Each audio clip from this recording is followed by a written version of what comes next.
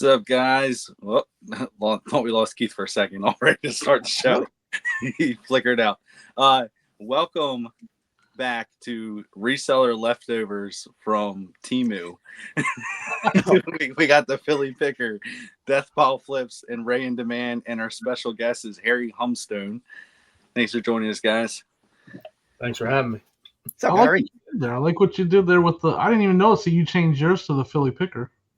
Yeah. I'm up in Philly, so it works out. Yeah. But we're doing that as a special homage to the reseller leftover, since Jimmy's from the Death Pile headquarters there. So we no.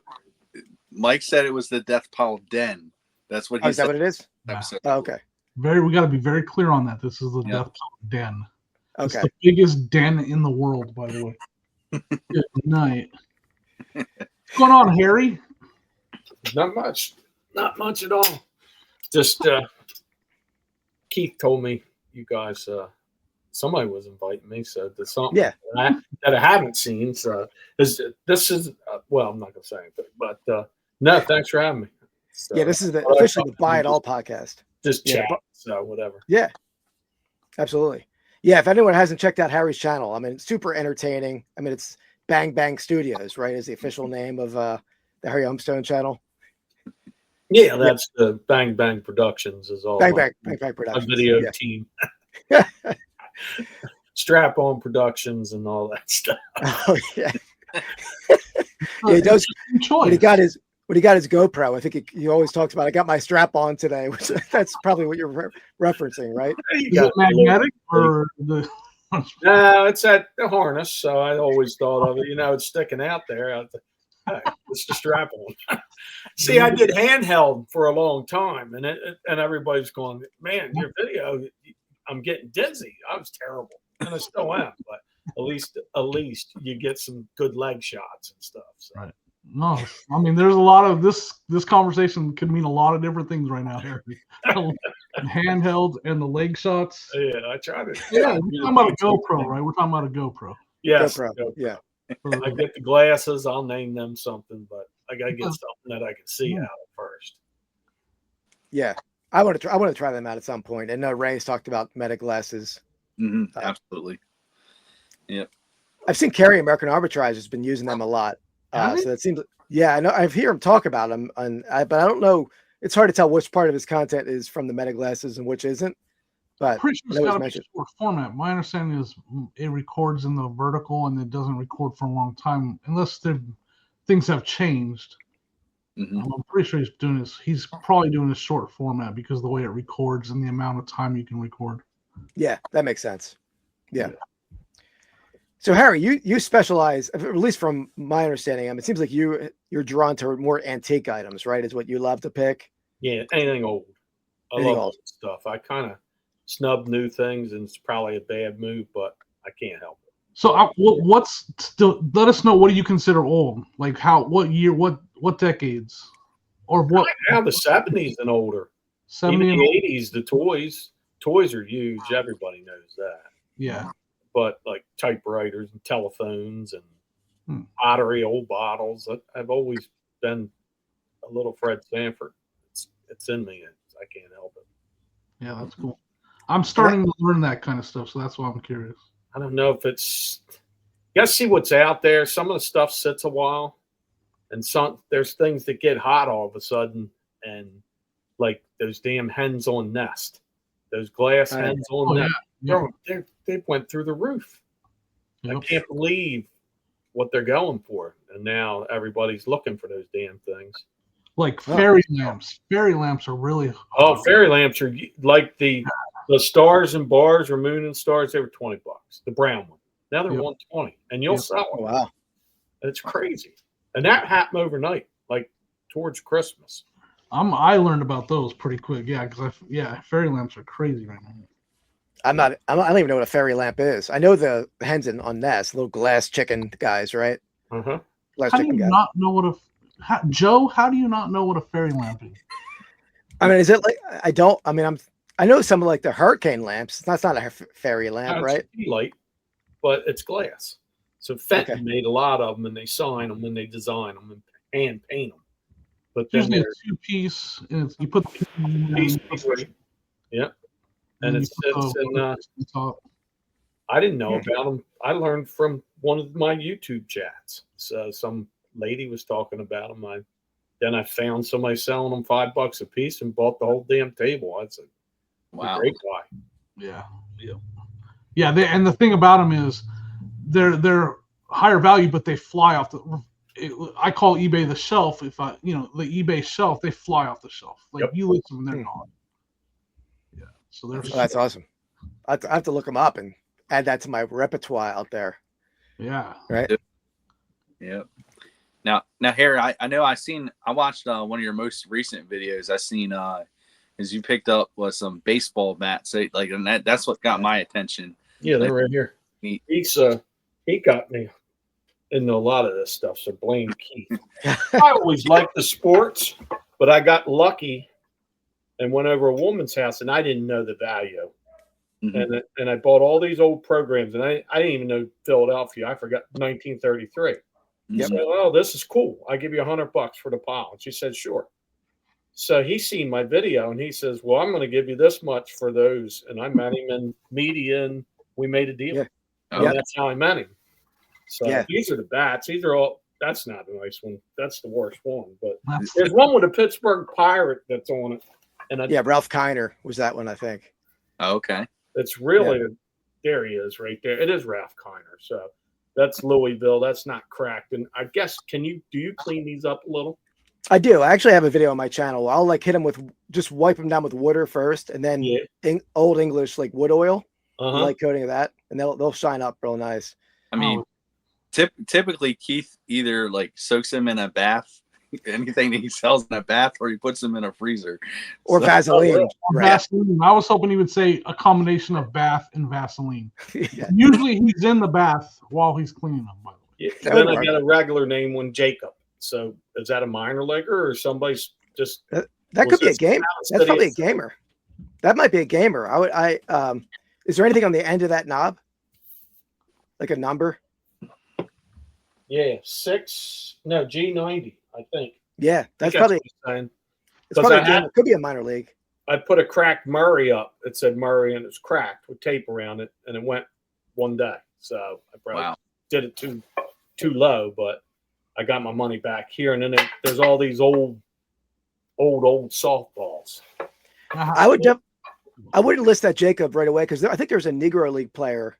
I think it went by the nickname Spook Jacob. I believe that he was a Negro League player, and that that's probably not his bat, but I would do a little delving into that before you pop it up on eBay for sure. How far do those bats go back? Yeah, I was gonna ask, what era would you say those are, Keith? Well, Kiner, I think, is late 50s, 60s. That's what I'm thinking. 50s. Yeah, so if the Jacob bat could be a little bit earlier than that. I didn't start to see the labels here, but they're all the same. They're that what is that? Hillerick and Bryansby. Yeah, that's it. So I like those Adirondack ones too. Not lucky with one of those right off the bat, and that one went for a couple $100. Wow. Yeah, that's what those are. That if you can see it, I'm sorry. The light sucks, but no, if you want to shoot me photos of that on Instagram, I'll look it up for you and see if I can figure it out. Sure, I will. This was part of my 3-day treasure hunt. Yeah, and it's a nice find in that video. Porch. So I did notice. Yeah, Harry was talking about earlier. I saw his video. He bought first-year Eagles programs, and I didn't have the one program in my collection, so I made him a strong offer, fair offer, and we met up. But ever since then, Harry, I have noticed when you go to yard sales, you always ask, "Do you have any sports stuff?" So I think, right? Is that? I don't know if you were doing that before. Yeah, I used to be typewriters and lanterns. Now it's sports. You got sports. Yeah, you got to ask. Yeah, I went by a lot of these, until finally a woman said, I said, "You got anything old?" And she says, "Yeah, I have an old bat." And brought it out. It looked brand new, and I'm pretty sure it's Babe Ruth and Adirondack. And somebody got mad because I didn't really want it. And she said 3, and I said 2. And she said, sure. And somebody watched my video and got mad at me. I didn't know it was worth a couple $100. I didn't. Yeah. So I got lucky. For any casual pickers out there, and a bat like what Harry showed a minute ago, if you ever see a marking on the end that's not like 34 or not just a 4, that's like a measurement. That would mean it's a store model bat that any kid could have bought in the 50s or 60s. But his had a model number on the end, which means it could be a pro model bat. It could have been a game used bat. So they always pick them up and you can research them after the fact. Yep. Yeah, these all had letters. That was on that Murray bat too. Oh wow! Yes, that might have been a game or two. 98 or whatever. They all do have that. So wow, that's awesome. So I thought it was. I was going up for the catcher's mask alone, and I thought the bats were something. The rest was just. So if you think it might be a gamer, but you're not, how do you list that? Like, what does that title look like if you're not 100% to identify it, but you're pretty sure it is? How do you list that? Well, out of what you have. Yeah, so that kind of thing. I will. First, I have a group of people I can consult with that are bigger bat experts than me who specialize in game use bats. So I'll reach out to them to confirm. There is like an authentication company who works through PSA. John Tawby, he's like the leading bat guy out there. So he'll like give you a letter of authenticity for a gamer. Batman. He's Batman. He's the Batman. He's Batman. The guy had him authenticate a couple, like a Johnny Bench game used bat I had. He gave me a letter for that one. Wow. So there's bats that I'll do that for, but generally this kind of bat, if I'm not 100% sure, I'll say pro model, pro stock, even though that means it's game used, or maybe it was made to be used, but just was never, it's too good a shape. Was never used by the player. So I'll call it pro model, pro stock sometimes. What I've also done too with like game used items just in general, even if you're not exactly sure and you think it is, you can always just put game used question mark. So like, yeah, you know, it just gives you that question mark alone will kind of help save you a little bit. Like it leaves it up to the buyer if they, buyer's discretion if they think it is or not. I'm known to use a little question mark here and there too, for sure. Yeah. Every one of our podcast episodes should have a question mark at the end of it, for sure. Yeah. Harry, I know Jimmy was out at the Peaches to Beaches yard sale, treasure trail, not treasure. What would you call that? Highway sale, right? Highway sale, yeah, something like that. Yeah. Have you ever done one of those in our area, Harry? No, I haven't either. I go by the community yard sales when it starts hitting. I mean, there's not enough. There's more yard sales than pickers, so it's easy. Yeah, to be the first one to drive by. It's coming soon, right? I mean, hopefully, the next few weeks we might start to find someone on the map. Yeah, May is full swing. June, then it dies down, picks back up September, October, and then you're done. At least we are in Delaware. So, Harry's 100%. I've done enough of them to know that, like, probably just kind of sticking to your rural areas or where your areas that you're used to are more, most of the time are going to be a better weekend than a route sale, highway sale. Now, every once in a while you can hit for sure, just being in the right place at the right time.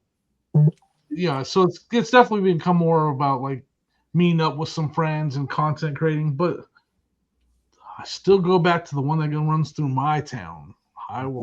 Highway byway sale that runs through my town. There's not a lot of competition out there for that one. What state are you in? I'm in Ohio. Oh, okay. It's the Route 30, the old Lincoln Route 30 highway sale. So I'm curious. We're going to be doing the Route 40. That's why I'm saying that, because we're going to hit a more rural area in Pennsylvania for the Route 40, and I'm hoping it's close to the same as what I experienced with the Route 30. Hoping. Yeah, I love that idea of rural. I mean, get it in like a little barn find and get into an old barn somewhere. Yeah. I'm relying on Keith to find that barn. I'll start researching it. We're just gonna follow Keith. I mean, you guys are the highway guys. I mean, I can pick, but I've never been on the highway sale. I like the barns and the shacks and the falling down things. I've gotten some great stuff. Oh yeah, it's definitely like I'm learning. I learned a lot. Like it's a time when you really should be like asking those kind of questions, like, you know, trying to find out if anybody's got a building or somewhere, trying to work your way into like a private, because there's been enough of them. Like we've worked our way into enough private picks while doing them to know that just kind of asking and seeing, you know, you gotta, You never know. They got a storage locker full of stuff. Like if they say a comment like, "We'll have more tomorrow." Well, where's that coming from? Like where's the stuff you bring in tomorrow? Let's do that today. Yeah. And Harriet, to me, from watching your channel, that seems like a specialty of yours where like you might not want to give away secrets. So whatever you want to say is fine. But like you seem like you go on a lot of private picks. You have a lot of like connections you've made to get into those old estates and barns and such, right? Well, my buddy down the street he sells roofing, shingles. So he knows the flippers. So we get to go in before the cleanup guys. We haven't had any lately, but those are dynamite. Everything's free. Oof. It's like Christmas morning. We're like two little kids in there running around. Wow. And that's bad videotaping. And you'll see some of the hoarder houses. They're the best. They stink. I don't care. Paint chips are hanging. Mice are moving around. And it's full of good stuff. It's crazy. Yeah. The Barnes thing it's just 1 out of every 30. You're going to get lucky. Yep.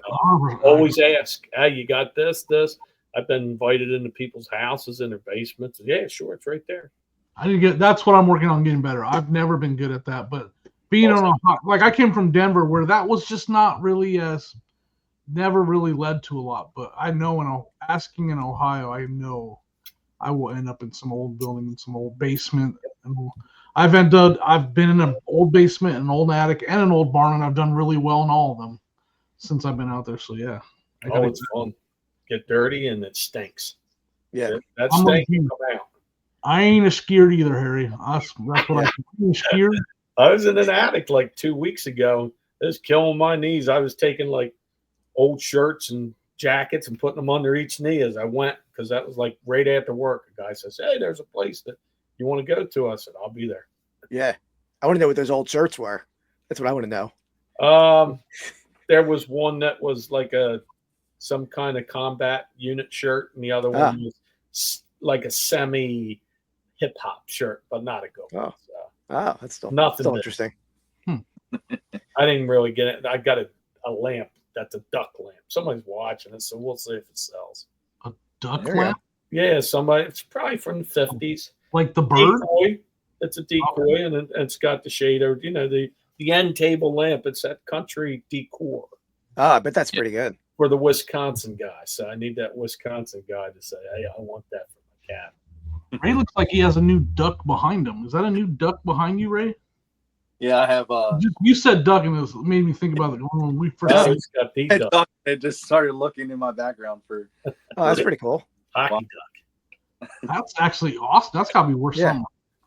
Is it old? Is it a repop or is it older? No, it's original. Cool. That's pretty cool. Missing his stick.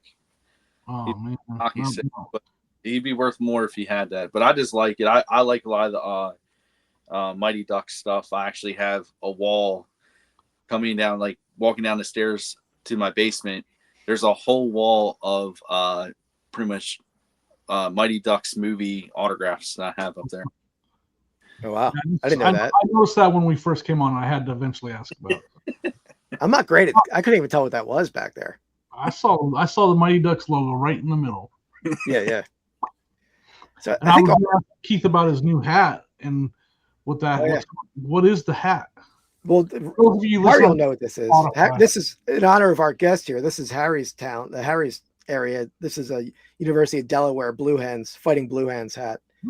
Oh, it's where my son's gonna go there, and Harry's a Delaware guy. Nice. Yeah. All three of my son is the last one, but the two girls went there. So cool. Straight up the road. It's a really old university. It's pretty cool. It's actually nice. Oh yeah. I've been there for years, like hanging out on the main street when I was young and silly. So yeah. I mean that campus. I've been to a lot of college campuses. This campus is beautiful. It has a lot of age, but it's like, a very safe feeling campus too, which is nice. Yeah. A fighting hen, is that an actual thing or is it just like a made up character? No, I think it's Delaware's state bird is the blue hen. The blue hen? Yeah, they're the fighting blue hens. Huh. Yep. Their helmets look like Michigan's. So I don't. Yep.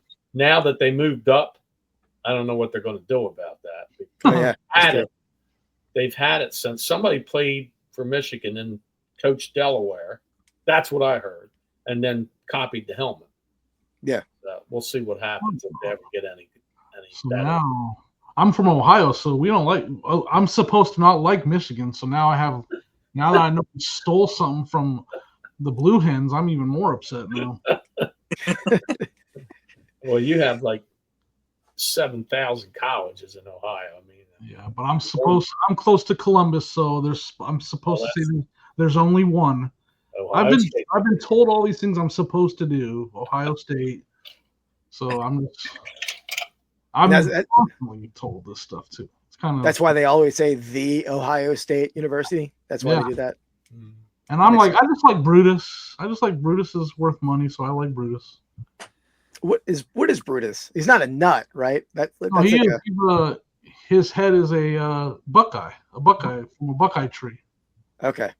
So you're saying a nut is tougher than a hen? I think I'll go with a hen. No, I'm just saying he's worth money is all I'm saying. Okay. All right. He can flex that cash he's worth. Oh, I gotcha. That's cool. I find Ohio State stuff all the time, right? But I only look really for Brutus stuff because he's just everything Brutus is worth money. Yeah. Like, I'll be walking. I walk my dogs and I step on buckeye seeds all the time. They're everywhere on the ground out here. So yeah, they crush pretty easy. So I mean, they're definitely not tough. Yeah.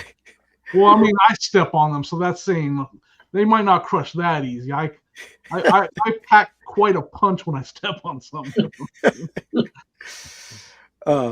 I'd say the University of Delaware stuff is strong, and that you don't really see it much. Like vintage pennants, I've sold some, but they're pretty rare. Like I have one right there. It's a blue hen right there too. Is that the same team? Yeah, it's a vintage. It's like a 40s pennant. Gotcha. 50s.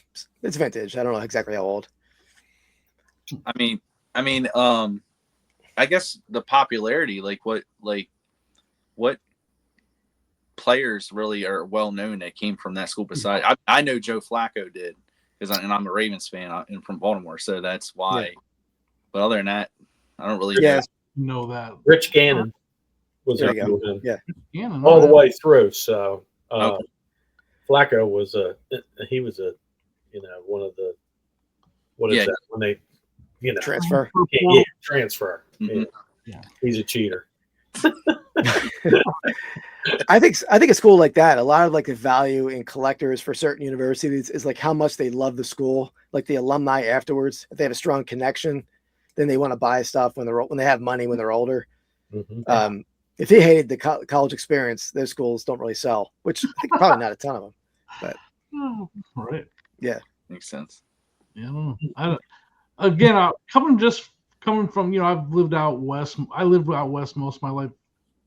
I still feel like I wasn't aware how big college and football and other sport collectibles are. Like, it just wasn't as big of a deal out there. Really, it's catching on now. But when I was growing up in the 80s and 90s, it wasn't. I mean, there was a couple schools out there that people cared about, but Colorado. Yeah, USC and stuff like that. But like, even then, you go to the Denver area, it's not that big. The Colorado Buffaloes are not that big. And and they're in what town are they in? I can't think of the name of the town right now, but it's still not that big of a deal. Like, and then you come out here, and everywhere it's like Michigan, it's a big deal in Michigan. Ohio State, it's a big deal in Ohio. I was in Tennessee. I mean, I couldn't even believe how big of a deal the Volunteers were. Like, it's just down south is nuts. Yeah, so it's Texas and down south is nuts. It's a total different vibe, for sure. Like, it's completely different. Like, I lived in Arizona. ASU was there. People knew who they were, but there weren't fanatics. It was not fanatics like it is out here. It's probably similar to Philly. Philly's a pro town. It's not a huge college atmosphere as far as athletes. Maybe basketball back in the day, but Villanova. Villanova. Yeah. As far as football, Penn State, but that's probably a little more west. And I mean, Maryland. I think part of the reason. I mean, they're not. They haven't been that great in most of their sports as of late. I mean, if here and there, maybe like women's basketball, they could be pretty good. But it's kind of like it's something with the Maryland flag, and I think it's just like they have that Maryland pride. They all over a lot of the Maryland jerseys have that flag. So it's just like whenever they have Maryland events and that kind of stuff, it's just more of a like a statewide thing. But there's not, to me, there's not like really any really standout Maryland colleges other than University of Maryland here. Yeah. People love Maryland. Andy, the King of Pennants, went to Maryland, and he loved it so much he stayed in undergrad for 7 or 8 years, involuntarily, unfortunately. Eventually got out. Yeah, fun. I want to just to kind of switch it up a little bit because I wanted to ask about the key. Do you have any of the comments from last week's? Oh yeah, when Jimmy wasn't here, and everybody was so excited that Jimmy wasn't here. Yeah, we had a question. We had a comment from John Mall 4726, and he said, "I can't stand that Jimmy is not here. How am I going to get my weekly dose of someone saying the word delve 418 times in the course of an hour?" It was what John had to say. I'm not saying it ever again now. No, you can't. I've already said it once. Yeah. Yeah. No, Keith said it once. Did you say it too, Ray? No, but I can delve there. And Ray called a woman a man, or no, Keith called a woman a man in the last episode, so that was fun too. That was not my fault. Her name was Shadow in Time. Like, that's like a very not ambiguous. Is that the word? Ambidextrous? What's the word I'm looking for? I don't know. I don't do words here, but I know it's not ambidextrous. That's when you can they could go either way with the name. Like Pat from Saturday Night Live. It's just Pat. All right. I don't think so. I think I will. I don't know what just gender neutral. Like that's better. That's a much better way to say it. Yeah. So I'm sorry, Shadow. Yeah. So I was enjoying the comments, and then I finally listened to the episode, and I was like, "Yep, that's fun." Yeah, it was a great episode. Yeah, he's like the king of sourcing, Jay over at Big City Flips. I mean, how he sources was impressive. Well, that's what kind of got me. So we talked with Jay last week, and he how he got his free stuff, and then Harry goes on today and says his free stuff that he's getting. So we got two back-to-back guests getting free products. Well, I've done really well. I'm kind of like the king of free. I actually got the wildest thing I ever got, and I've gotten 2 great scores. First one was I filled my van full of golf clubs, vintage. Oof. Went after wood ones, and he goes, "You have to take them all." So I did. Well, one bag was all Scotty Camerons. I've got 2 left. And somebody's seen it, and he goes, "I've never found one of those in a while. I didn't know who the hell he was until I got him home." And the other one was a real skeleton that I gave to my neighbor, and I didn't realize what they're worth. It's from Penn, University of Penn. It was like a teaching one. And it was the real McCoy. And it was knocking on your neighbor's door like, I know. No, he wanted it. His son wanted a skull. He says, "Dude, there's a whole skeleton. Let's go get it." And we went down, and it was legit. And he has it still. So pretty cool. I didn't realize what they were worth, or I'd have kept it. So how many do you think you got in that free? That was all free? Like those golf clubs? Yeah. It was 36 bags. Oh, man. Wow. It was unbelievable. I had the family van. What are they? Minivans or whatever they're called. It filled the whole thing. I had to put them. I don't think I had to put any in the front seat, but I had to go across this way and fill the whole back. My wife just shook her head. Nothing on Harry Humstone. I'm telling you right now. I've got that was unbelievable. But again, it was crappy filming and people watching. Go, "Oh, this job." You were trying to load golf clubs while holding the. You didn't have. No. I just showed the driveway, and this is what I'm getting, and then me excited going home and wondering what my wife's going to do, throw me out. But when I got home, there's pings. I had like 30 or 40 ping putters and drivers, and they're all the big Berthas at the time. Anything nothing new, but there was so much. I still probably have 200-300 clubs, but a lot of them I finally just I put them out for free, and like 7 carloads came in here. Started grabbing them while I was watching it. Man, I mean, that's awesome. The best deals are really the ones that go unfilmed. You know what I mean? I say that because I don't film any of my deals. But, Yeah, well, I mean, that's easy for yeah. For sure though, it's like I'm gonna leave the camera behind this. I always be filming. I know, Keith. I know, Yep, but I always don't be always filming. be filming. And sometimes I put the camera away, and then of course the next sale hits. But then you're like, maybe the camera was bad luck, so maybe it was worth it. Well, if you got the strap on, it's hard to take it off. Got to at least Right. have 2 batteries and a strap on. Yeah, Then yeah. you snap. Here we go again. Is it above the waist? We're talking above the waist though, right?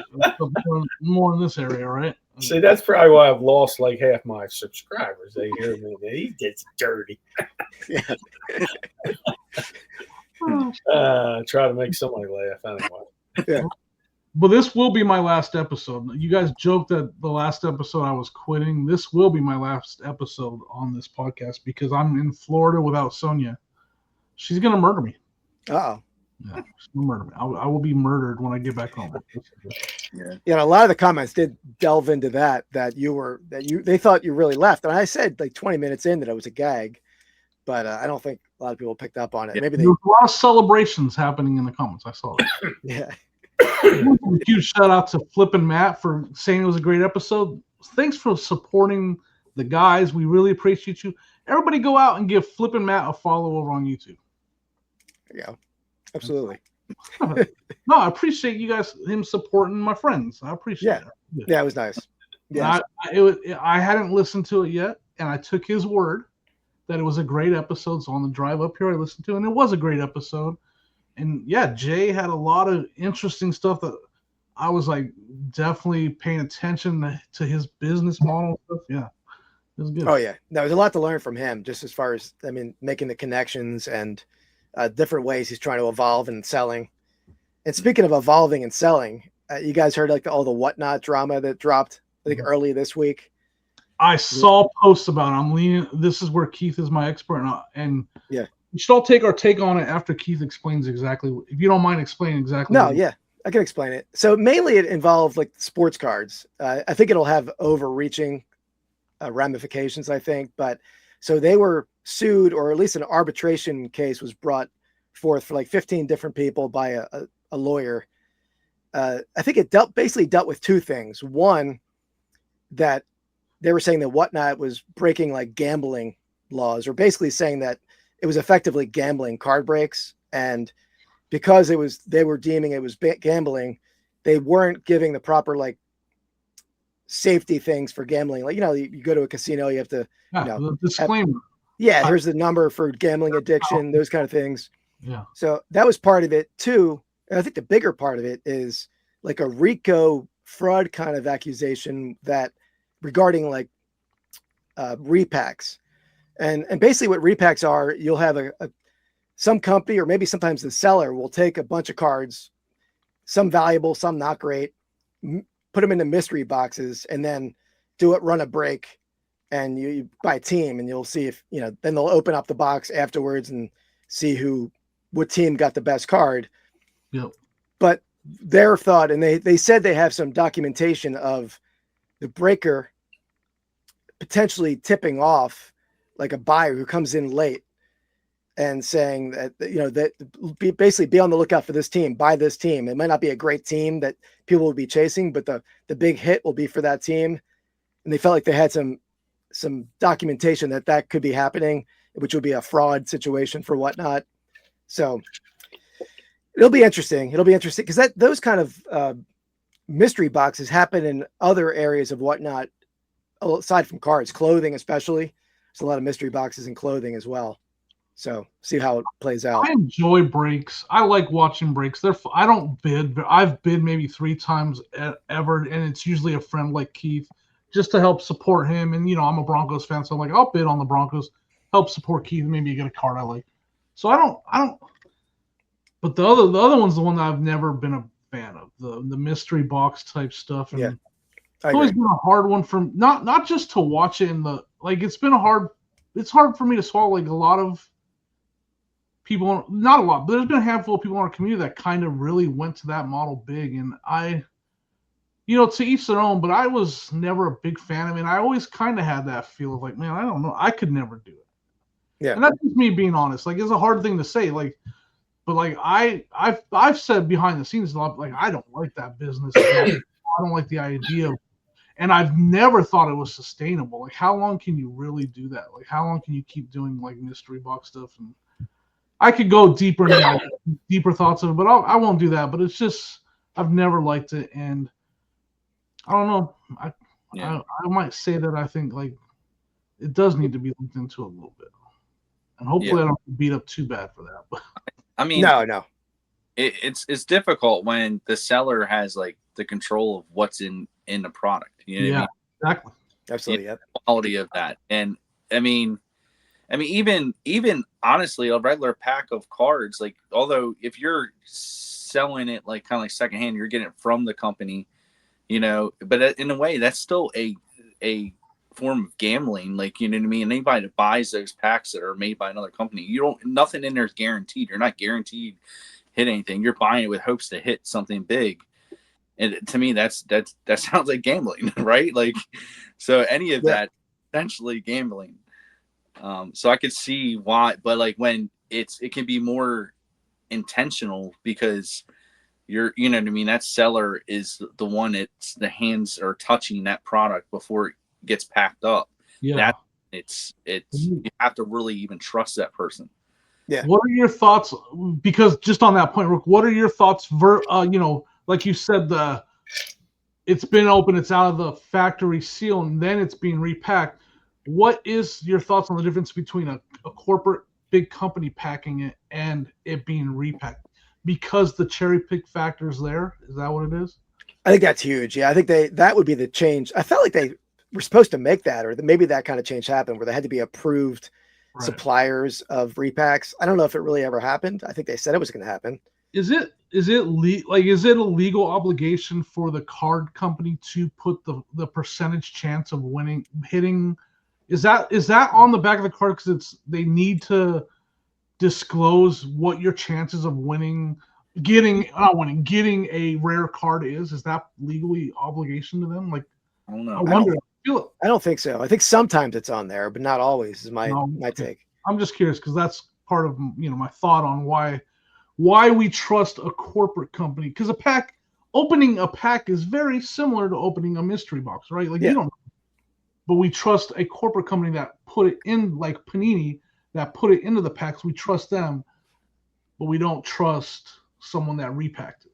Exactly. Like, I don't think it's too much different than, like, say if you go buy a scratch off and you're scratching, you know what I mean? The difference is you're peeling open a pack, hoping that there's like a winner in there. You know what I mean? Like, that's why I say it's so close. It's technically, to me, it has always been gambling, and especially if they have odds on it. Yeah. You know what I mean? Like, that's like today I was at Target and I was kind of half tempted. They brought back Space Jam trading cards for their anniversary, the 30 years, I think. And I was almost going to get one, like these packs or whatever, boxes, but it said I had to read it closely. It said you get 10, I think, base cards that, like, just a set, the 10 card set of base cards, and then you only get 2 insert cards per pack, per box or whatever, little box. So, and they wanted $20 for that. And I'm like, so each of those boxes have 10 of the same cards, I'm guessing, right? And then you're basically paying a ton of money every time for the same cards, and then, but there's only 2 different cards in each pack. That's weird. Yeah. And you're right. I think there's a big similarity with regular card ripping and breaks. So that the interesting thing, I think Whatnot will survive, where they have to put warnings out, like, gambling warnings and add some things to the terms of service. The bigger thing with repacks, it'll have like a massive impact on the card market, because card sales are so driven by like these young kids coming to card shows, paying 90% of value because they're selling to a repacker or buying for a repacker. I think card values will drop a lot and the bubble will burst if that would really change. So we'll see. I'd be interested. So with Harry, if you don't mind, I want to ask, because we kind of mentioned that, hey, we're going to go into this whatnot topic that's kind of breaking news in the community. You said you don't do a lot of online, but just based on what we talked about right now, what are your thoughts? Like, how do you feel about just in general the mystery pack, and should whatnot be getting, maybe some legal things against them because of the way that is ran? What are your thoughts on that, just in general? I just think it's lawyers trying to mess with people so they can get their cut. I think it should leave it alone. Leave it alone. If you're going to go in there as an adult, you're an adult. If it's little kids, and you got to watch your kids. They're going in to try to get that card. So somebody's going to get it. And if they know somebody is cheating, then that'll spread. Let that spread by word of mouth instead of lawyers coming in. It's always somebody's got to ruin something. Yeah, because they're not making a cut. They want a cut of it. That's just how I think about all that stuff. Or maybe they just got I don't know who did the law. I can see someone that they feel like they got ripped off multiple times and they finally got fed up and they maybe card companies that are seeing these guys doing it and they want their cut. Oh, that's a good point. Yeah. Could be those company names themselves going, hey, you're selling our stuff and we're not getting anything. We just sold you for $50, but we want more. You know how corporations you're repacking our product. Yeah. You're not selling an individual card. You're advertising. That makes a lot of sense here. That's why I'm glad I asked you. You are repacking and selling it basically as a pack, and it's our product. And they might not like that. I get what you're saying. Yeah, I think, the NFL, you can't rebroadcast the game or any of that. They tell you can't. Right. Correct. I'm not sure about the cards. Maybe there's some little line on the back of that each case that says, for collectors, you're not supposed to be reselling. I don't know. But it's a very gray area, thin line, to cross and not cross, because they also rely on a lot of, sports cards relies on trading and flipping and everything they wouldn't sell cards if that wasn't a big part of it, right? Like their sales would die if they started being strict about trading and flipping and reselling cards. Probably right. Yeah. It definitely helps the card market, the card companies, the breaking. Yeah. But I do agree. I think the gambling part of it, I think, is a little weak. I think you need to, if you're going in there, you got to take responsibility for what you're doing. Yep. I know the Eagles owner in the 1980, Leonard Toews, sued the casinos because he lost millions in the casinos because they would feed him alcohol, get him drunk. He lost millions. And he eventually lost the team. Mm-hmm. Didn't win the lawsuit, and rightfully so. Right? You got to control yourself, and you got to take responsibility for what you do. But it is a bit of a cesspool over there. And that's actually a term the lawyer used as well. Like some of the whatnot does not moderate and control its sellers, or like the sellers that should be off of whatnot. They let them, because they're making money through these sellers, they let them keep going. And that's what whatnot needs to fix. Clean up, get rid of a lot of the horrible sellers over there that I've been showing some videos of clips on my other card channel, Rips and Brews. There's some fraudulent and just abrasive stuff that goes on in there in the card industry. Oh yeah. I think it just in general there's a lot of shadiness and whatnot. Yeah. And, I had an issue with somebody was building food boxes, right? Once, they just had all these snacks and stuff. They're like, hey, we're taking this box and we're just going to keep filling it. Oh, Jimmy's gone. But they were just filling this box, and multiple people, including me, in the chat were trying to ask them, hey, what's the date on this canned food and stuff? Completely was specifically not show. And I'm like, what do why are you not showing it? And so there was there was a lot of people, and then so I started taking screenshots, and I could zoom in and see, this stuff's he kept saying, at most it's only a month old. No, the one was almost a year old, I think. So I'm like, you're just lying to your customers, and it's still just going through with it. So, but yeah, That is And that's fine. where if you're gonna buy, I think Dibbed It in District, where like smaller marketplaces controlled by like people you trust, Kevin the Commonwealth Picker and ADH Dave and Carrie, and that's the kind of place you could feel safe buying. Like where there have moderators in all Dibbed It, right? There's like people in every show almost that are moderators compared to like Whatnot. It's the Wild West. I think I think it'll survive, but hopefully, if anything, it'll get cleaned up a little bit in response. Even though I agree the lawsuit might be a little for the wrong reasons, just lining some pockets and people feeling bad about their losses and breaks. Yep. Yeah. So it says, Jimmy asked if we all got kicked out.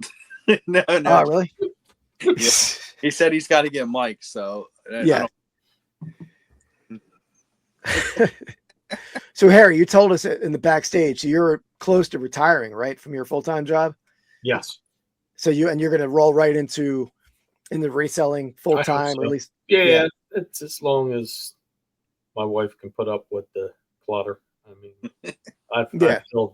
this basement's pretty full, and my garage is full. Now I did take it out of one room up there, and brought it down here.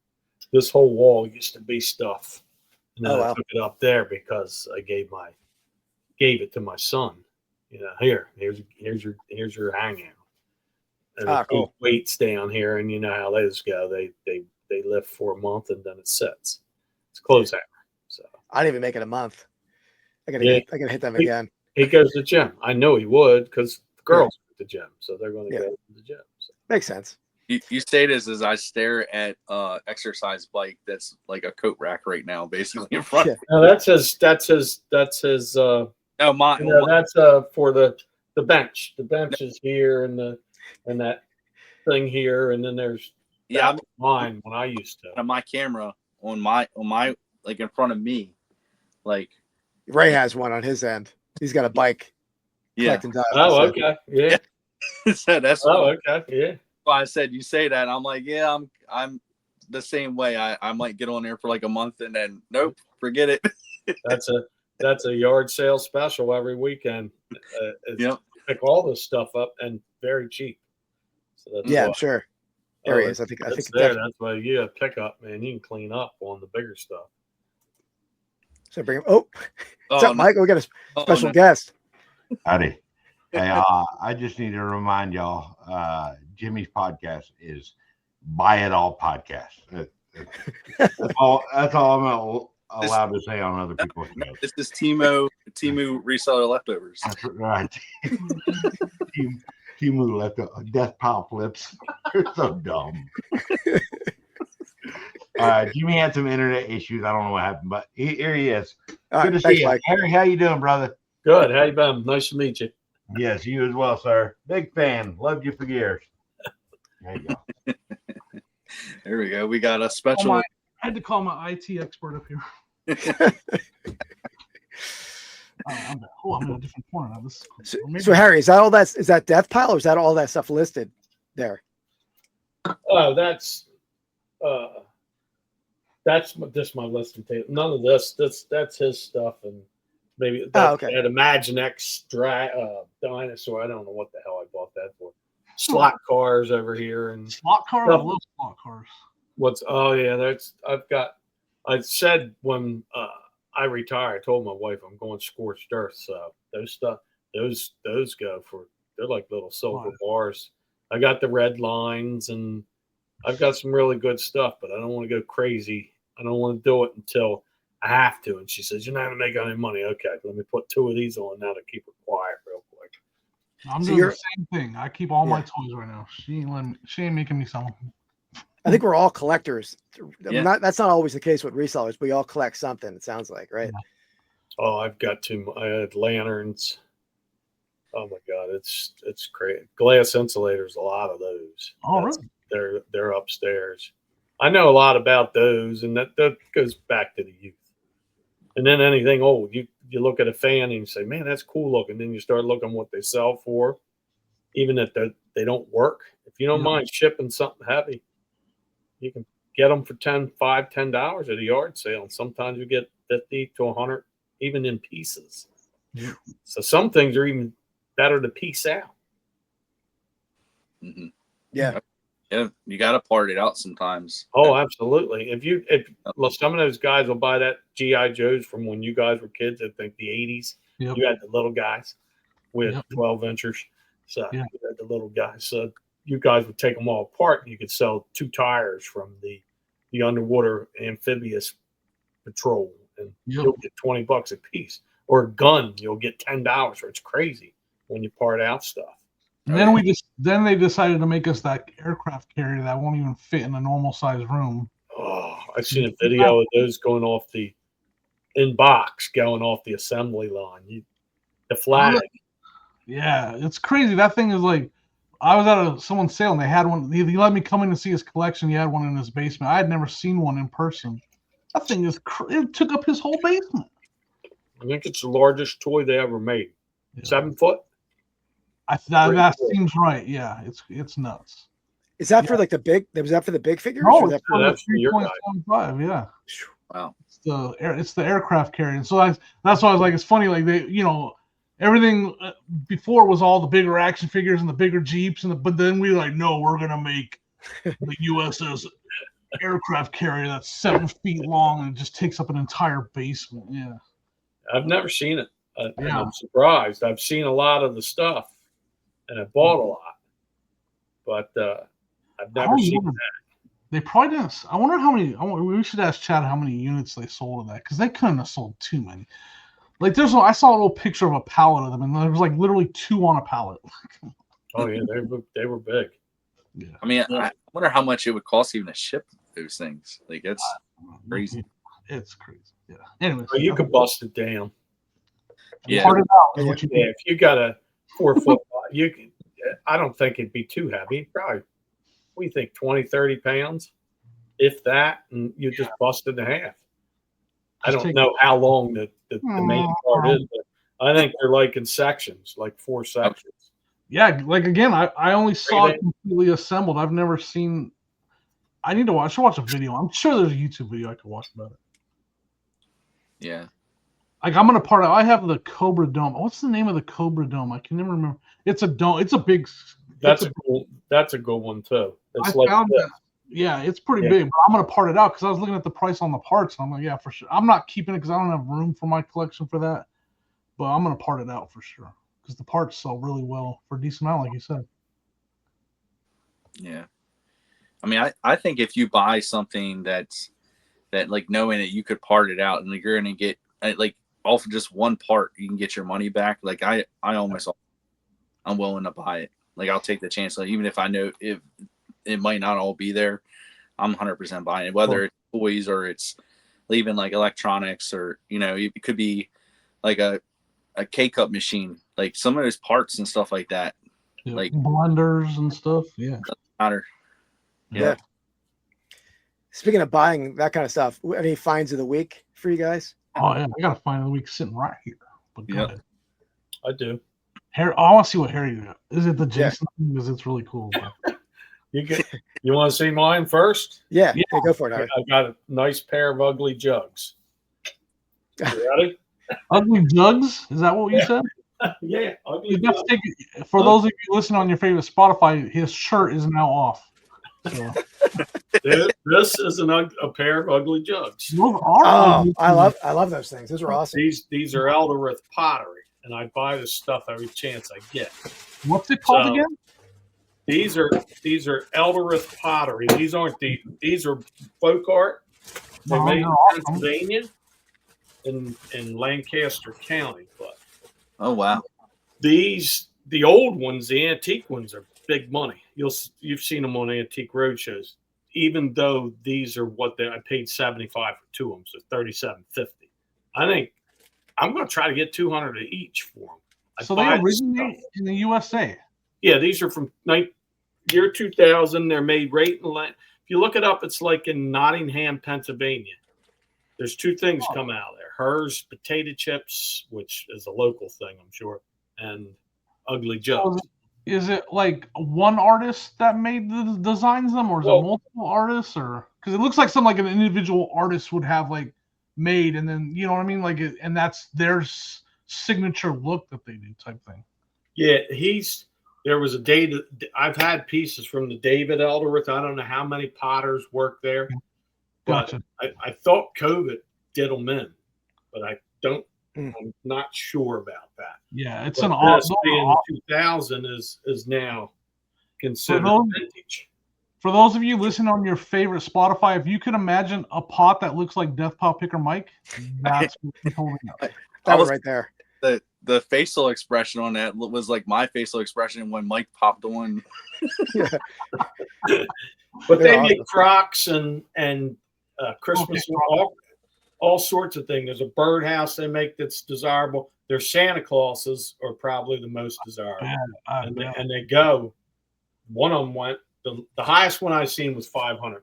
Redware, if it's redware, it's a little bit better than the regular salt glazed. I'm worried that you're going to drop that. Be careful, Harry. If that breaks, like they made them pretty good, I think. So that I Those think are awesome. I seen him out at Renegers. days ago. I ran down there, and then on the way back, I picked up Electrolux vacuum from like the Jet Age ones. Don't laugh at those because that's parting out again. You look at the hose and the head, and even when they're roached, they're still 50. And you get nice ones. I think Cincinnati Picker sold one to like Hollywood Studios way back. He did a video on it because he had like a mint condition one. So I get them every chance, and they're like $10. So it's worth trying. I'm just noticing that Mike is definitely way taller than me because, like, I'm sitting in his chair and I'm like way down here. You're at high level. Usually up this high. Because usually, like you know, I don't know. I adjusted my camera today to where you can actually see the front. That's because you are actually short. I'm not that short. I'm 5'10". Yeah, but usually I think it's the same camera perspective what you have today. That's what I'm trying to say. But here, because this room is huge. That's why. All right. I'll show my buy. Oh, I see what it is, Ronnie. KitchenAid. It's a stir tower. Huh. What a stir tower. Never even heard of one of them. I didn't either. I've never seen it. It's weird. So it is weird. It hooks up to like a KitchenAid version of, I guess, was it a quick pot or something like that? Like those. I can just see the KitchenAid meeting. And they're like, we're going to test the laziness of America. Yeah. And let's see if they'll buy this. It's just a stir. You just stir stuff. And the only way to plug it in is through the KitchenAid version of the it's a multi-cooker is what it's called, really. But I have a cord in here. I'm like, it was open box. I had to make sure everything was good. It doesn't even look like anything was used. Now I see it says $20 on there. Did you talk them down? No, this is my normal like thrift store spot. They actually had it for $40 at some point, I guess. Okay. But no, $20. They're usually pretty good to me. She used to have a shop near at my local flea market, and then she moved probably almost an hour away. So I every once in a while I stop out there and see her, and so she's one of my favorite places to go. But yeah, KitchenAid, I don't know. That's what made me look it up. And open box, they're probably about like 120, 130. Oh, wow. Nice. So, Nice. Sweet. I pick up the mixers when I see them. Oh yeah. I bought a mixer and I didn't know, and it was leaking from the shaft was leaking oil. I should know how to fix that, but I don't. There's a guy, a washer. There's a steel on YouTube or something that he shows how to fix them and everything. He has like a whole warehouse of filled nothing but KitchenAid mixers. I need to watch that because I'm still sitting in my basement right now as we speak. Actually, yeah, definitely, yeah, because he talks about that quite a bit. How some of those parts wear down and like it starts leaking and just there's different pieces that kind of I think that do similar things like that. I don't know. Like a seal, yeah, like a little gasket seal. I can't think of the word. I used to change them on compressors all the time. I can't do words right now. Can that be the thumbnail for the episode, Jimmy and his leaky shaft? That's a great idea, actually. Thank you. With I mean, the the strap. good thing is it's only going to take a little bit of the thumbnail up. It's not going to take a lot of thumbnail. All right, Keith, you showing your find of the week? Yeah, you go first, Jimmy. All I'll right. go last. Mine has a story, so I usually go last when mine has a. It's a. I'll go first then. But I have. Yeah, I'll go first. I have a sponsor for mine. I have a sponsor for my find. Yeah. Is it what for nutters? No, here it is. Pegasus Lounge replenishable find of the week. So, Oh man. Lounge. This is a not a replenishable, not sponsored by Pegasus Lounge, but Oh, I know what those are. Those are. market about 150 to 200 of these little they're little football helmet keychains from the 80s. This one happens to be Lehigh University, but there's Notre Dame, Wow. but yeah, these are all listed, sorted. I still have to sort the other half, but there's probably 150 to 200 of them. Paid $40. I know, according to Pegasus Lounge, that's not a replenishable. That's the kind of thing I love to sell, right? That's just You like, could white label that and put your logo on it. I'm just saying.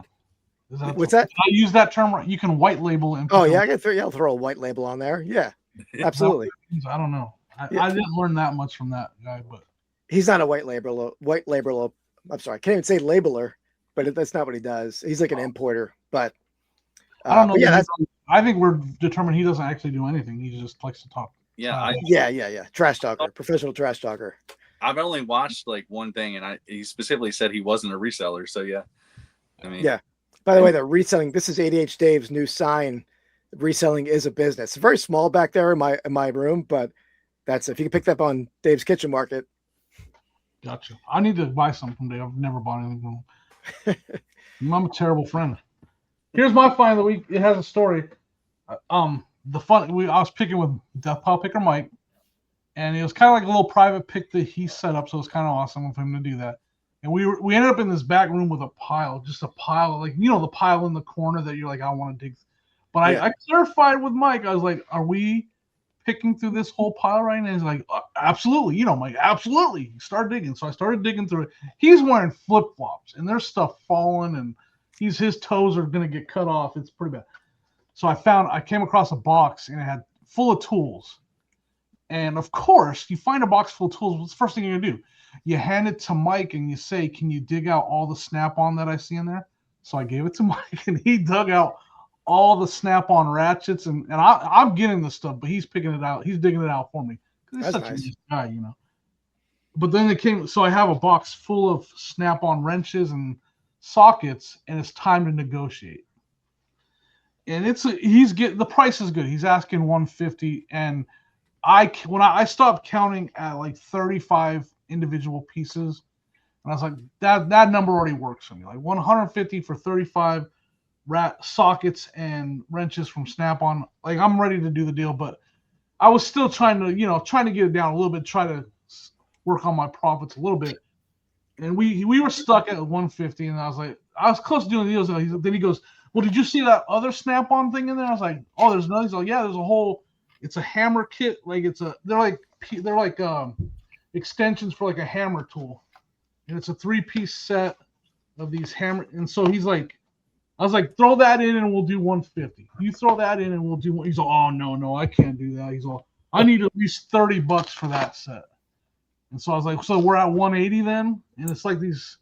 It's literally a tool that you put it in and like. Anyways, it's a hammer. They're extensions or bits for that tool. And this set by itself sells for 180 plus. Oof. So I basically was able to get him to throw this in, and I paid 180 for everything. This will pay for, once I sell this, it'll basically get me to the profit, and then the rest, the other 30 plus pieces of Snap-on will all be profit after that. So that's awesome. my find of the week, and it had a semi-fun story to it. To be determined in the comments if the story was actually fun. But yeah, I gotta love when you make a find and somebody else does the work. Yeah, it was great. He might have been complaining 100% of the time, but he still did it. So that was great. And he did almost lose a toe. I almost dropped some on his bare toes that were hanging out of his flip flops. So I saw. Good, Ray. Who picks in flip flops? Well, it was. We weren't. It was supposed to be like the thing is, like it was like this little Pokemon slash comic book slash sports car I keep saying slash toy place. But he's also a picker too. And he's like, I got this pile I haven't even touched. And so if you want to, he's like, if you guys want to go through it, go ahead. And that's when we walked into the pile. Nice. And Mike was even like, I didn't expect to be doing this. That's where I'm wearing, because it's like a little storefront. That's why I'm wearing flip-flops. We ended up in the back room picking, and we found some good stuff in there. But that was probably the best, was that box of Snap-on. So who was it? You, Mike, Ray? That one was me and Mike. Oh, but it was Kevin and Rod were there too, right? Yeah, this was before we got to the highway sale. Okay. It was like kind of on the way there. I met Mike in Columbus. Oh, nice. I'm gonna be here, so if you're gonna be here, like, let's meet up. Yeah. Very cool. Yeah. It's fun. It was fun. You know, those kind of, that's always just fun when you see a pile and you're like, go ahead and dig through it. You're like, oh yeah. Yeah. The unknown of the treasure in that pile is always the allure. Yeah. Well, you just had one, didn't you? In a basement? Yeah. Actually, there's still some stuff left in that basement. I got to go back there and yeah, we didn't get it all. We left some because the person had to get out of that house by the end of October, but then that deal fell through, and we had like pulled the best stuff out, but we had to go back over and clear it out. Oh, dude, that's awesome. Yeah. Because I know Keith has stuff laying in his own warehouse that's worth. He's like, oh, look what I found on the floor in my warehouse. So there's probably a couple things. Oh, look what I found on the floor in the basement. Yeah. Well, there is a box. I know it's in the storage unit from the basement. It's like all 12-inch, like Planet of the Apes and G.I. Joe figures, like the 60s, 70s ones. Wow. Like they're I know I looked them up. They're pretty good, but G.I. Joe's, even broken ones, they still go. They go real quick. I've not Mego put out those Planet of the Apes. Yeah. It was like a blend of both, I think. I forget, maybe like 15 of them total. Did you ever find that that Space 1999 thing that I saw in one of your videos? Was it? I'm sure it's in the storage unit. Ray gun or something that I pointed out. Yeah. I got some heat. I got some heat in that video because I called it basically a bunch of garbage, right? But yeah, no, I'm sure it's in the storage unit. I'm starting to we collect garbage, man. Just because it may or may not have been just to get the comments. I won't say yesterday. In that case, job well done. Yeah. And that was Philly Picker that did that, by the way. Yep, exactly. If you want to email somebody, email Philly Picker about that. I may or may not have just bought like 600 pairs of women's underwear recently too. I didn't really. I've sold pantyhose. Yeah, out of a fit. They were still in the package. They wasn't going to fit me, so I might as well sell them. They were small. Yeah, that kind of stuff. I've sold like vintage soap that's sealed. That kind of stuff is surprising, right? When you find vintage stuff like that. Oh yeah, I was surprised. Even the cologne. I look, if that's old vintage cologne, I grab it. Oh yeah. And I guess you're not supposed to actually sell it on eBay. I've heard that too, but you can sell it as new, but you have to do you always put vintage. So, and it's open, you're not. I mean, yeah, I got you. You can do it as like a collectible if it's open, but if it's sealed, you can sell it as new. I mean, but you can't ship it through the priority mail service. It has to be shipped through a ground service. I don't use ground. I give them the I have them all three right next to each other: UPS, the post office, and FedEx. Yeah, so calculated through the ground. When they went cheap, I went back to post office and started using everything's ground. Now they want priority; they pay for it themselves. Yeah, I don't remember the last time I shipped anything priority anymore. Somebody just wanted something from me. It goes out. It went out this morning. I forget. Oh, it was a camera. Fancy camera, so they want priority. I'm pretty sure to be technical, I'm sure there's a certain sticker you're supposed to put on it as well. If it's has a certain amount of aerosol, something or other, flammable aerosol in it. I didn't know this. Fragile. These old steam toys, and they're real steam toys. and somebody from Australia bought one, and they stopped it at the airport wherever that goes, and they said you get to keep your money, he gets his money back, but you don't get your toy back. So it didn't make it through customs. They kept it. They kept it, and it was a high-end steam truck, but I sent the pills with it that I guess you drop in water or whatever, and it makes the steam come in. I didn't know. And the guy's asking, "Hey, did you send those pills?" No, I don't know anything about them. He got his money back. They can't give you a bad rating or anything.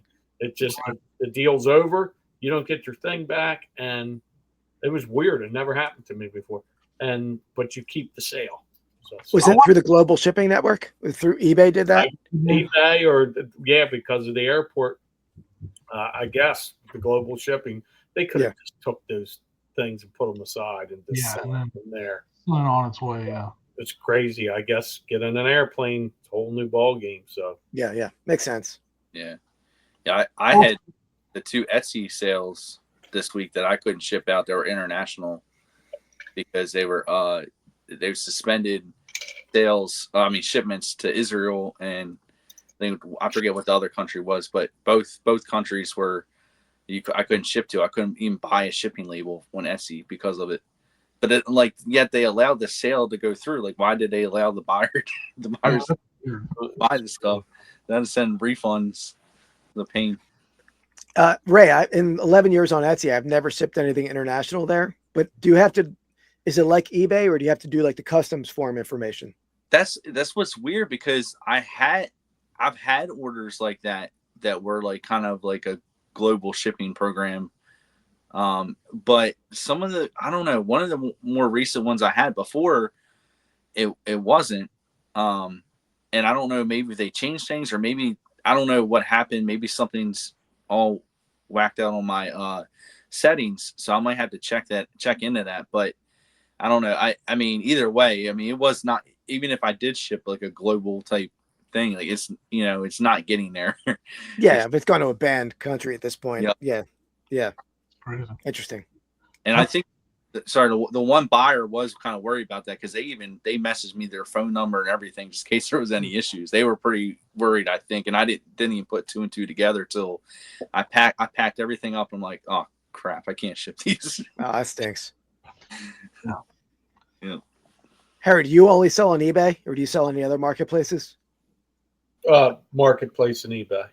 Okay, Facebook. I love Facebook. I do. I mean, I don't want to change the rules. I've never had. Everybody's going to run into something. I didn't have any real bad experience because I meet them in parking lots. So, I was going to ask, do you ship on Facebook, or is it just no? I won't ship. That's why a lot of problems. I may if it's really worth my time, but I don't want to deal with something and then they just PayPal will back them and they can take it from me. Thanks. And there's nothing I can do.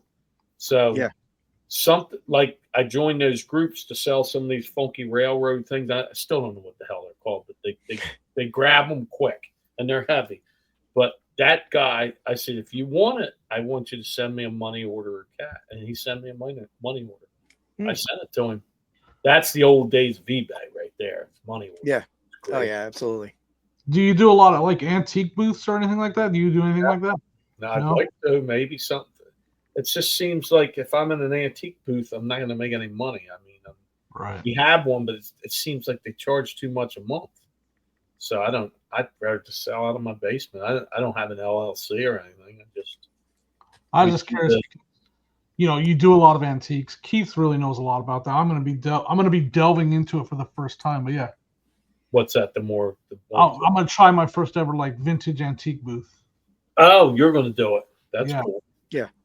Some of them you get into some area. Ours here are expensive, but there's other areas that they're reasonable. If I could find one of those, like albums and stuff like that, I'd have rock and roll albums and all that. That's a good way to get rid of. Oh yeah, you would kill it with that stuff. And that's better than selling them out at the yard sales. So I have a similar concern about it. Like it's gonna be, I'm comfortable testing it out, see how it goes.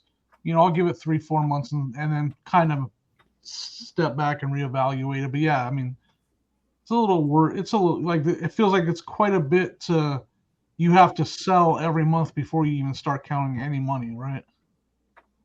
Yeah, you definitely have to make your rent first before you can, do well with it. And I'll say now that I did my taxes, my antique shops did not do great this year for the first time, but my dad only sells in antique shops. He doesn't do anything online, and he does very well.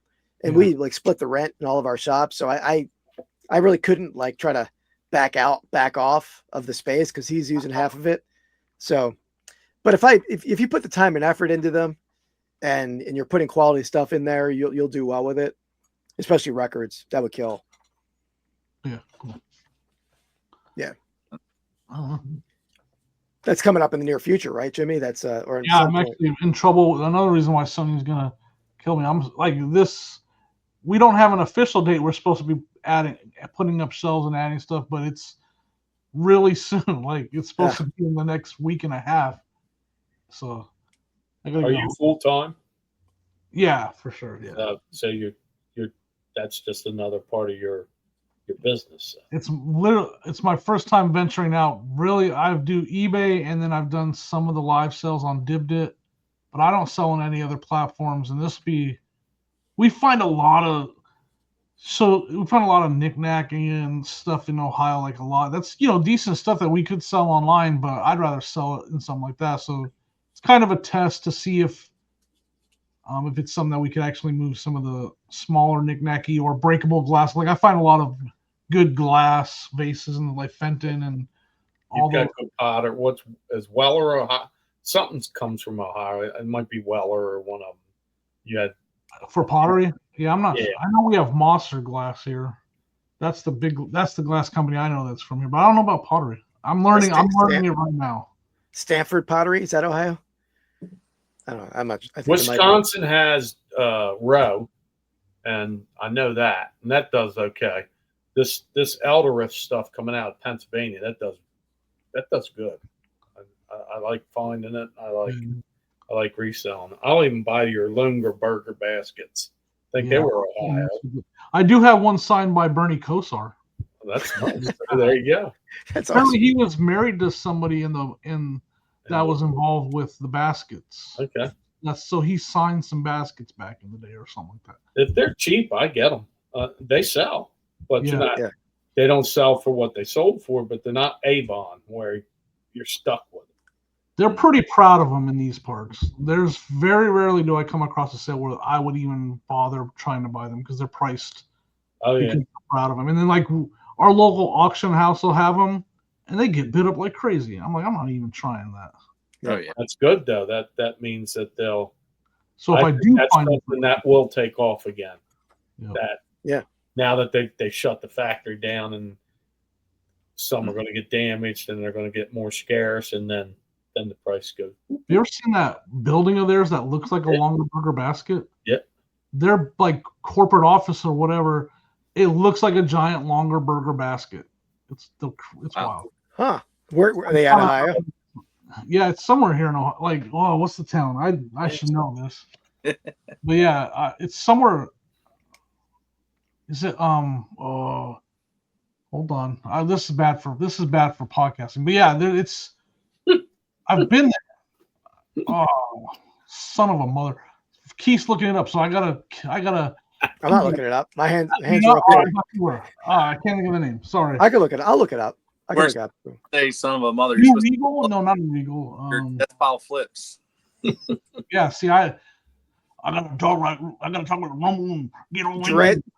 Dresden, Ohio. What's wrong about that then? The building? Do you see the building that looks like a big old giant? Yeah, I do. Yeah. Kind of crazy, right? Yeah. It's got Bernie Kosar's signature on the bottom of it too. That building. I know Kevin was talking about the baskets today, or at least one of his recent sale videos. That like that kind of thing. Even though people feel like it's lost all value, if you buy it cheap enough, that stuff will still sell. Right. So for $2, you need to sell it for $15.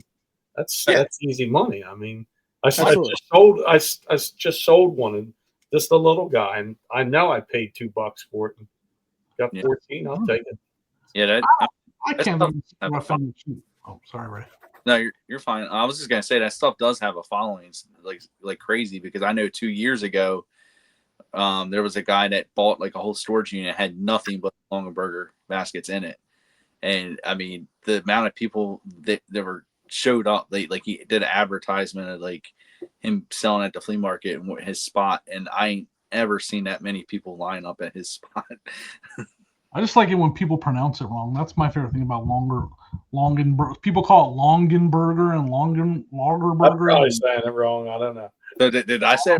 I'm saying it right. I don't even I call it Longerberger. Longerberger. Yeah. And who knows? Everything's cyclical, man. They could be the next fairy lamps, right? Is that what those things were called again? Fairy. Oh, they're hot. Yeah. Yeah. So it all comes back around. Oh, yeah. I got to see, we went to this guy in Georgia. He had the coolest fairy lamp I've ever seen. It was a little, and I think Kevin got video of it. It was a little owl, and it was uranium glass, so it glowed. And it looked like this little owl sitting there. Man, it was, and Kevin hit it with that black light, and that sucker was sweet. But the guy knew what he had, and he wanted what it was worth. But it was super cool piece. Probably the coolest fairy lamp. It is the coolest fairy lamp I've ever seen. I have the uranium, Vaseline snowman, and that's a Fenton one. And those can get crazy. See, I've never seen that. To pay $5 for it, it was crazy that she gave them to me. I mean, there was bought like 10 of them, 5 each, and went home smiling ear to ear. That's probably one. I probably only got 2 left, and that's one of them that I still have. A Vaseline snowman. Mm-hmm. It's pretty cool. It's kind of a frosted greenish or yellowish. And when you say Vaseline, Keith gets a little excited when you say Vaseline. That's what Keith drooling. Yeah. I was thinking about baseball gloves. It's weird. Yeah, we should, for new viewers or listeners, we should mention I just have a couple tubs of Vaseline in the warehouse to clean baseball gloves with. That's condition them. You like to use the petroleum jelly, huh? I do, yeah. Yeah. So you would, because I went and I never thought of using the Vaseline. First I use a leather cleaner first, and then that's what I had. I used the leather cleaner. The only time I seen the Vaseline is good old Bad News Bears when Tatum O'Neal was putting it on her. She had a little pack. That's the spitter. Well, you can let us know if it actually legit cleans baseball gloves, Harry. That way, if you say no, it doesn't work, then we can really question why he has 2 giant. I haven't found any of those baseball gloves lately, so I still got a couple for sale, and that's it. I have a video on my channel of it working and showing it. It's in the member section though, so if you really want to, you have to pay for that. Of course. That's his. What's that page? That's his fans only page over there. Yeah. It actually is over there. Yeah. Can you imagine you turned that on? I could just imagine. Oh shit! When you put that cartoon out, when you and it's Andy, who's the king of pennants? Him? Andy, yeah. Yeah, and you show that guy in like the diaper or whatever it is. It's one of the little shorts you have. Yeah. I think you have his head on there. I don't know if he likes that one too much, but he does it. I think I have it right over here. Actually, I can play one. Go. Oh God, I laugh when I see that one. Here it is, right here. Plan on plastering this pervert's face everywhere. You can run, but you cannot hide. Oh Lord.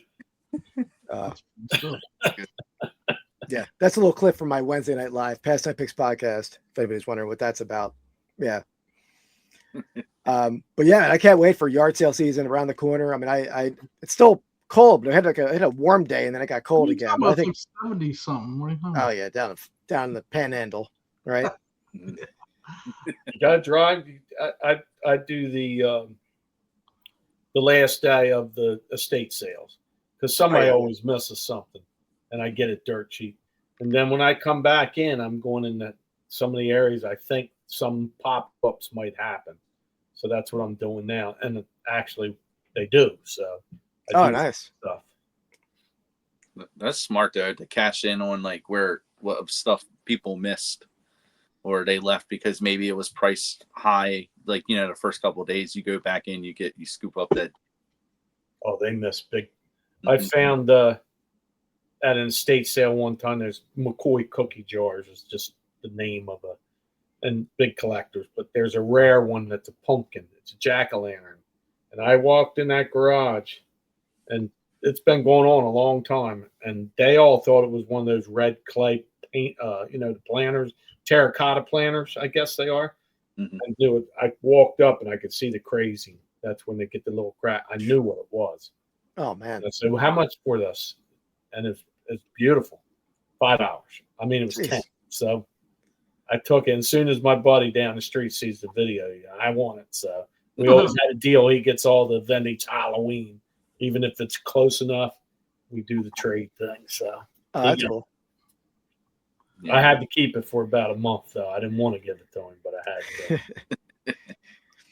That's awesome. I know I've seen a couple videos lately of estate sales.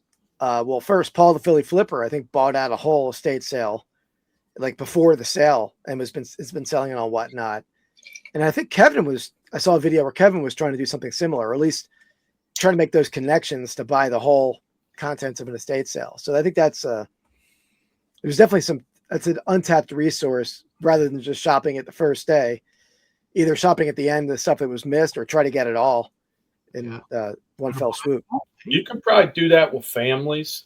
I always ask, is this a company or a family? They say family. I always say, would you let me in early? And once in a blue moon, they will. And that's probably how they did it, because companies want to make money. Yeah. They'll pay pretty good for, at least in our area, they do. Yeah. Yeah, absolutely. Yeah, so that's, I guess we're almost at an hour and a half. So, Harry, awesome having you on, man. Guys, definitely check out Harry's channel. And you do like a live, like a 2-drink minimum live, maybe not every week, but pretty often over on your channel. I know, maybe Saturday nights, Friday, Saturday. But it's whatever I talk about. The more I drink, the more it could change. yeah, free flowing, just like the alcohol over there, I guess. That's where the real stoners come in. My stoner nation hangs out, all 6 of them. And I guess I make them laugh. So there you go. Let's at least get that number to 7 or 8 now. Yeah, Well, I used to have about 30, and when I used to do them in the other room back 5 years ago, whatever it was. But I stopped doing them for a while. I've heard you say stoners over there, but I didn't know. I never took it as that was a play on your name. I just thought there was a lot of recreational use going on in the viewers. I never knew. No. I got it now. Okay, I got it. It's the Humstoners. Yeah, the hum. And it's just one too many tubs of Vaseline he's gone through. Yeah. Now it makes sense. I want to ask one thing before we do go. But Ray, where are you from? Are you Baltimore? Yeah. Yes. Really? Where? I'm Baltimore County, basically right outside the Baltimore city line. Like towards Annapolis side or towards the north, or I'm in Dundalk, so I'm like basically I'm right next to where the Key Bridge used to be. Like so you're down there. You're kind of right out of the city. Yes, I would float into like crossing that Bay Bridge to hit Annapolis. I want to start doing more of that. There's a lot of good stuff in that area, but I have a mule. I call them mules. I got a Maryland guy and I got my PA guy, but I don't have a Jersey guy, so I need to get one of those too. Jersey guy. They're pickers and just hold stuff for you? No, they just pick it up and don't ask questions. I pay them when they come. One's a son-in-law, so I called him the mule. I heard this reference him. Yeah. They're his stoners. From that movie, well, Clint Eastwood was what was he doing? Drugs or that's why I was like, that was a reference. So that's why I started calling them the mules. They're bringing me the old antiques. I see what's happening here, Harry. You got stoners, you got mules. You got to be clever. That nobody's caught on yet, but one of these days, you never. Yeah, well, it's awesome hanging out with you. we'll make sure all your links that we can find are down in the comments down below. Yeah. So you guys go give Harry a follow, check out some of the content he's creating. I know he's been in the community forever. We've been kind of following each other back throughout. I mean, I feel like forever that we've been following each other. So yeah, thanks for coming, hanging out. Anytime. Appreciate it, Harry. Yeah. Great job. Thanks for having me. Thanks, guys. We'll see you next week. Peace. See ya.